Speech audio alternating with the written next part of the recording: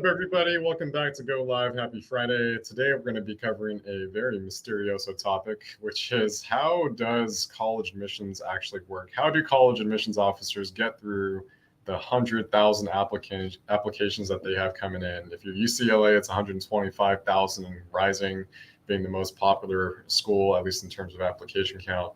A lot of people don't know.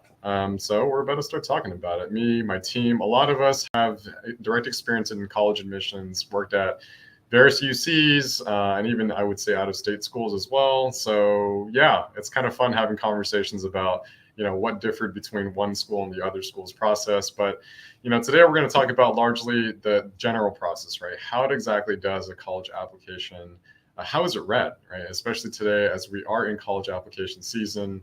If you are a senior, you know exactly what I mean. And if you have friends who are seniors, you know exactly what I mean. Apps are going to be due in a couple of months. And so, yeah, it's just good to kind of know. So whether you're an underclassman wondering about how this stuff works, you're a parent who's wondering how this stuff works, and maybe you're new to the system, or maybe you're currently applying to college and you're like, how do I, maybe get an edge over here, kind of understanding how that my application will be read. This one's for you. We're going to go ahead and start with really the process. The first question being, how do admissions officers actually process, say, 50 or 100 or 150,000 applications? Well, first things first, everyone already knows this. It's going to be running through the application. You have to submit it. But once we get those, what do we see? What's going on? Well, I would say the first and most important thing an admissions reader looks at is, and nowadays it's become kind of standard procedure, is just context, right? So some places call it the context score. Some places call it, determining the kind of high school or the kind of neighborhood it's from. But a simple word to remember this by is context score or context, right? We're trying to determine where did a student go to high school and what were the opportunities around that student, right? So we're trying to understand, okay, was this a school with a lot of, let's say affluence and opportunity and resources where, maybe taking 10 or 14 APs is the thing? Or was this a school with perhaps, a different context score, maybe one with very limited opportunities, whether it was classes or even extracurricular activities, right? This is very important to know because college admissions readers will want to compare that student against other students from the same context score. And obviously that's kind of creating a common denominator between two fractions, right? Usually we don't want to be comparing students from different contexts. It's just kind of comparing apples with oranges. So that's the first step. Once we've determined where a student has really kind of grown up in, what kind of context they come from, what is the environment they come from, that's when we start moving into the basics, right? Which is, okay, what exactly is a student's, course load? What exactly, has this student kind of taken and how have they done in those classes, right? So academics. And I think this leads to a second question that's just really common, which is how important are grades? How important are test scores? Everyone knows that SAT nowadays and ACT are optional components, but how does that, what does that mean in terms of grades? Well, I just want to kind of summarize the way we teach here at Readyedgego is we like to say grades are worth, roughly speaking, 50% of a student's overall, I guess you can say application strength, right? Different schools are different. And, if I were to kind of lecture about how different schools do it, in terms of admissions processes, this episode would probably take hours, if not days. But in general, the first question all admissions officers ask after the context has been established is, how is the student done academically, right? Did the student challenge him or herself in the appropriate way? What is the student's intended major, right, as additional context? Did the student get a major preparation from all this? Point is okay, does the course and the course trajectory and the academic performance and the grades really kind of line up with our thresholds, our standards for aptitude, right? And so that's the first question of really academic aptitude. And so this is where we look at course weightage. We look at community college courses, additional transcripts if you have them, and both the weighted and the unweighted GPA, right? So this is where we really kind of determine, okay, how strong academically is the student? Can I trust the student will graduate on time if I were to admit them? Or is the student going to be treading water, right? So the decision doesn't end there. And, it's important to note that that's really only generally worth about half of a student's application, profile score or strength, if you will. And even at that, it's very nuanced, right? I would say generally the higher up the rankings you go, the less important academics becomes, because while everyone has really good academics, it's kind of a given or an assumed qualification. Whereas at the lower ranking schools, generally it takes a higher weightage, right? Because while they're more, they don't have the same privilege of choosing overqualified candidates, right? They'd be very happy if they had a really strong intention candidate with a 3.8 or 4.0, because they just don't have that many. So, even though it could vary from say like 20 to 80, I mean, general assumption to have that's healthy is like it's worth about half your profile strength. So that leads us to the next thing that we start looking at, which is other stuff, meaning your activities, right? Where else was the student really involved outside of academics? What will the student bring to my community as a dorm mate, as a community member, as a classmate, right?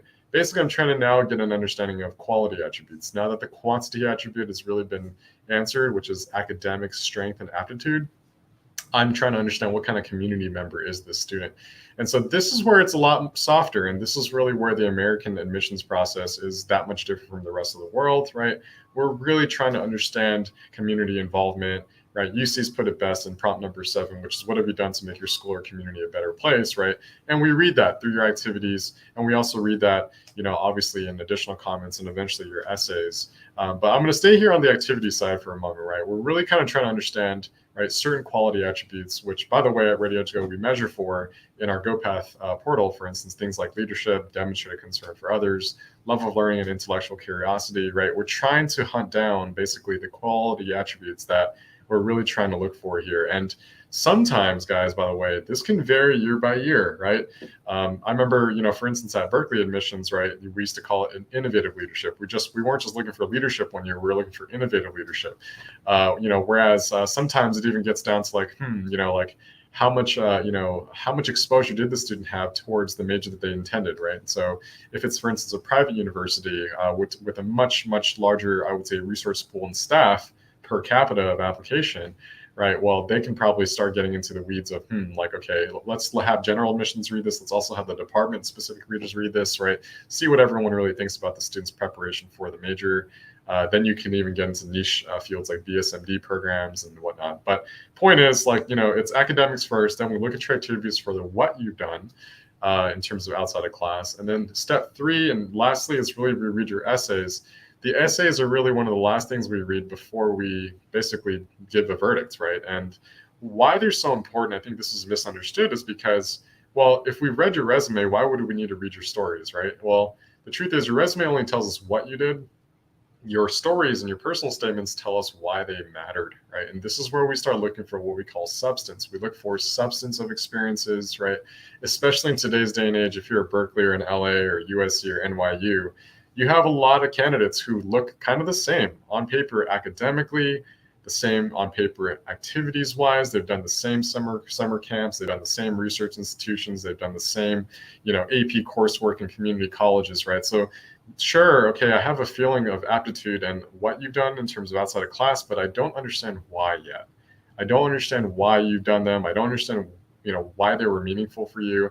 And so that's where the essays really come into play, is they give me a sense of personality. Think about it this way, is colleges don't have the resources to interview every student, right? At least not most colleges, right? You might be some exceptions in terms of private or Ivy League, for instance, but most colleges don't have the time to interview every candidate. They wish they did, right? So the only way they can get kind of that replacement, if you will, for that interview is through these personal statements. They're trying to understand who you are as a human being. And yes, they read them, guys. They absolutely read them, okay? As long as you meet minimum eligibility requirements in the coursework, right, obviously means they're going to read the rest of your application. And so the essays are the last and final thing. It gives us a feeling of who you are as a person. And based on that, based on the context of your environment, the context of the classes that you took and how you did, what you were able to do outside of class, right? Whether it's clubs, summer programs, or, work experience, right? And, we're able to now see, okay, why was all of this important to a kid, right? And, for institutions, I would say that are much more selective, let's say like Carnegie Mellon or UIC Engineering or BU or BSMD programs or Berkeley, LA, Stanford, Columbia, Yale, whatever, right? All of those schools, they kind of ask this final question is, especially as they're reading the essays, what makes the student different from all the other candidates, right?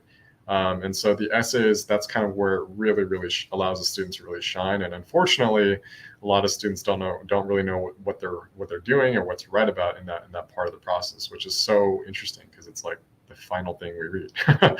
Yeah, and so from there, guys, we basically give a verdict, which is basically recommend, accept, recommend, reject, or waitlist, or not sure. And there's different colleges label it different things, but point is we give that recommendation. And oftentimes it's not just one reader, right? You have different readers reading the same candidate. That way there should be somewhat of hopefully a consensus on the same candidate, utilizing the same protocols that obviously admissions readers are trained on. And how it works is if 2 or more readers think the same about a candidate, which is, let's say, recommend, reject, or recommend, accepts, right? Hopefully in your case accepts, right? Then that decision typically stands, as long as the enrollment, the numbers are obviously there, and that there's seats still available. And then basically, if the decisions basically contradict each other, so let's say you had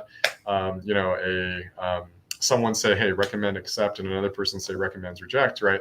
Obviously, it's like, okay, this usually gets escalated to someone else, whether it's another reader or the assistant dean of admissions for kind of a tie-break vote or a tie-break read, right? So that way, there's there's numerous checks on the system to really kind of get a feel for, okay, we should have something close to a consensus or at least a majority vote here as to whether a student is a good fit for us academically and socially.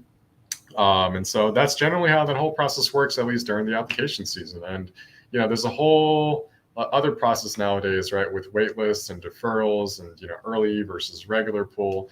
And that's something we can certainly talk about at a later time, maybe a future Go Live episode. But to kind of give you a sneak preview into that, basically, well, obviously, let's go back to UCLA, which had, let's say 125,000 applicants. They're trying to fill something in the order of 6,000 or 7,000 seats, right? Well, it's kind of hard, right? Because let's say they're estimating that you can't just give out 7,000 acceptances to fill 7,000 seats, because we can't assume that UCLA has 100% yield, right? They're not all the students that they accept are going to decide to go to UCLA. Sorry, UCLA, as much as I love you guys, right? Students are going to also opt instead to go to, say, Berkeley or Stanford or Harvard or all these other places, maybe even like local CSU because it's more affordable, right? Point is, it's like, well, then how many acceptance letters does UCLA have to give out in order to fill 7,000 seats? And it's like, well, it depends on their projected yield percentage, right? If they're projecting, let's say they're going to yield 50% of their candidates, which I don't know if that's actually true, but let's say that's the case. Well, they probably want to admit 14,000 students because they project that only 50% of them are going to come, filling hence their 7,000 seats. How the waitlist works, guys, is really simple, right? Down the process, as we're reading the applications and as we're making our decisions, right? Obviously, we're trying to fill our seats and determine how many seats are still left open. And so we basically release put students on waitlist just in case we weren't able to fill a certain number of seats by a certain date, right, or deadline. And so obviously on the flip side of things, if you think about it from an admission standpoint, our job isn't just to basically determine who's the best fit for our university. Our job is also ultimately to fill our seats at our university, right? We don't want any of those seats to go to waste. That's kind of like an empty movie seat or a movie theater seat, right, that doesn't get monetized. Ultimately, it's not just a matter of selection, but it's also a matter of I would say filling and I guess enrollment. And so, should we fall short, let's say we're short, it's 500 students or so, then obviously I'm going to want to, release students off my wait list to see how many of those students will ultimately come, and continuously do so until obviously all my seats are filled, right? And so that, as you guys can imagine, is an incredibly complex challenge nowadays. But it is what it is. It's kind of become the norm. Over a decade ago, it was, far from the norm. Really only private schools were doing it, but now public schools, including the UCs, are really using it aggressively to try to really get their numbers right. So, that's really it, And, at Readyedgego, we try to systematize this process. In fact, the entire portal is designed directly after this admissions evaluation process, which is, okay, we need to determine a student's context, right? 1, 2, determine the right academic path that supports the major that a student is thinking about. If the student doesn't know the major, let's go ahead and try to determine that so we can start showing major preparation, especially towards that junior year. Then we start really getting into the activities of it all, right? Just like, how can we really demonstrate to the university that I'm not just a college packer, right? But rather I'm here to actually, I really want to be involved in my local community. I have leadership experience. I am curious outside the classroom, and not just to look good for college, but out of genuine curiosity and genuine personality, right? And that shows not just in the activities, but also the essays. And so, yeah, I mean, the whole process is an enigma because a lot of universities don't talk enough about it. They're very closed doors about this process. But if there's one thing I want to echo is, the value of academics and grades and test scores, all those quantity attributes. Generally speaking, you can assume that they're worth roughly about half of a student's profile, especially if we're dealing with the more selective universities. Generally, when we're talking with students and parents, they're talking about top rankings list in terms of U.S. News or Forbes 30 to 50. And so if that's the realm that you're in, then don't overestimate the value of academics. Sure, you have to do well in it, but it's not going to differentiate you, right? When out of 125,000 UCLA candidates, I'm guessing at least a third of them have amazing resumes and grades and test scores and course rigor, right? So that still brings you down to about 60,000 candidates. How do you get down to 7,000, right? So it's not going to differentiate you. Don't make it more important than it actually is. Don't stress out kids by telling them they have to take more APs, because that's really only half the equation. Guys, we have to start spending more time nowadays, thinking about answering that second question, which is, what will you bring to my community, right? So as we're thinking about creating a standout high school profile or ways to stand out as a high schooler, right? You don't want to overspend time on academics or, standardized testing, because we typically underspend time on the stuff that actually matters. And, those quality attributes, guys, are things like leadership, things like, actual demonstrated concern for others and making an impact towards social causes that, are genuinely interested, students interested in. And meaningfully, exploring curiosities outside the class. And by the way, that doesn't always have to do with a major, right? Maybe, sure, I want to be a vet, but that doesn't mean that I can't look into other things like psychology or literature or even math, So I think we've gotten to the point where, we understand the value of, I think, developing a well-rounded human being. And that's ultimately the bigger picture here, right? The American admissions process values that well-roundedness. That's where the whole process kind of comes from. That's what we call the holistic review. And so my final word or thought is, or piece of advice, if you will, is to not make this too tactical, right? Don't be that parent or that student who's worrying about getting into Stanford at the third grade, right? Don't be that parent who's, only pushing computer science upon your student, even despite the fact that your student doesn't really find a genuine interest in computer science. Because if you do any of these things, we end up seeing these things in very contrived and artificial ways show up on a profile, right? And so, be genuine. And I think if you can help a student really explore their true interests in meaningful ways, right? Sometimes it could just be reading a book, not getting an internship, Those are the things that usually make a student stand out. The little things that most other students didn't do, right? Because put it this way, how do you build a standout high school profile means that you first have to think differently from everyone else. When everyone else is doing the same internships or same summer programs or, the same general stuff, you can't stand out by doing those same things, right? And you're going to stand out if you do things slightly differently. And one of those little things, guys, for instance, I'll give you a few examples. When you're trying to create a standout plan is, taking, not over challenging yourself. That's one. Right. Number two, I think, how about starting to read about the topics that you're interested in, and knowing how to talk, in a meaningful way, or hold a conversation with somebody about maybe an author or a book that you've read about that topic, as opposed to relying on things like summer programs or relying on things like AP self-testing, right? Guys, there's when we're reading applications, it's very clear to a reader when a student has been genuine in their explorations, right? When instead of founding 3 or 4 nonprofits, they just joined a nonprofit and spent quality time in impacting and advancing that within that nonprofit organization, right? They didn't have the, any kind of thought about what would look good for college per se, So it requires those genuine kind of moves and actions that to really stand out nowadays, because everything else nowadays, especially if your context, right, is one of affluence. You can load up your resume as much as you want, but it kind of just reeks of privilege. It reeks of kind of just, artificial, contrived, as kids taught me the term college packing. So I know it sounds counterintuitive, but I think how do you create a standout high school profile is to be genuine in a student's genuine interest, not just academically inside and outside of class. look at UCP IQ6 in case you don't know what I'm talking about. But I think also helping a student explore their genuine interest in society, right? Helping a student realize that they can start going out there and making positive changes and influences and impacts as a 16-year-old, right, or as a 15-year-old, right? And we don't have to just get work experience, to say I have work experience, right? But rather, we want to get more involved, right?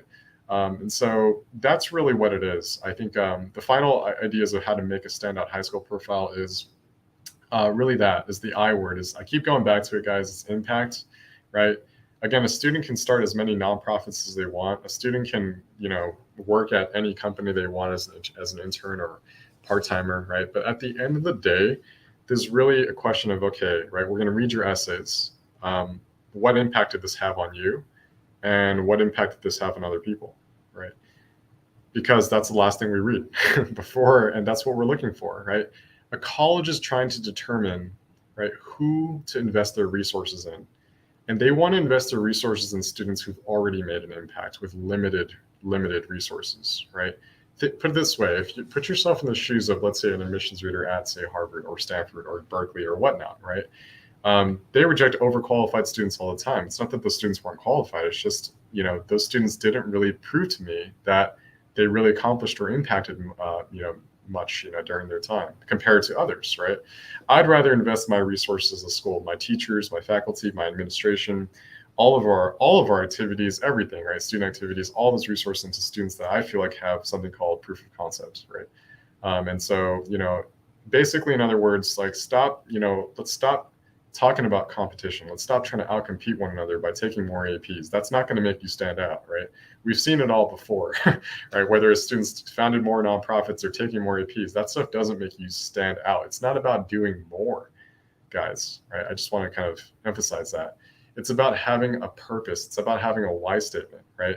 It's about basically going out and actually being a contributor as opposed to being a competitor. And if you're a contributor day in, day out, naturally, you're going to make a huge impact on your community. And you're also going to make a huge impact on yourself and how you see the world and what you've learned, right? As opposed to when you're a competitor, you're not really trying to make an impact at all. You're just trying to win, right? And those are two very different mindsets. And those profiles play out very differently when it comes to activities too, okay? So I'll just kind of leave it at that. And if you guys need help, planning out, well, how do I become a contributor, right? How do I do more things in a contribution mindset as opposed to competition mindset? I invite everyone here to obviously reach out to Readyedgego, right? Admin at Readyedgego, hello at Readyedgego. We're here to help you guys really kind of live a genuine life, right? One that's not filled to the brim with toxicity and competition, but one about contribution, one about meaning, and one about purpose. So if that sounds pretty standoutish to you, well, we would agree, and so would every other university who's reading too many competitive related apps. So guys, I hope today was thought-provoking to some degree. I hope you learned something. I hope you're not overvaluing academics, and I hope you're starting to now understand how this process works. We're trying to find well-rounded human beings, hence why the 50-50 split is kind of generally how we summarize it. So guys, I'll see you guys next time. In the meantime, take care of yourself, and yeah, I guess don't stress out too much. It'll help with your college admissions too. All right, see you later.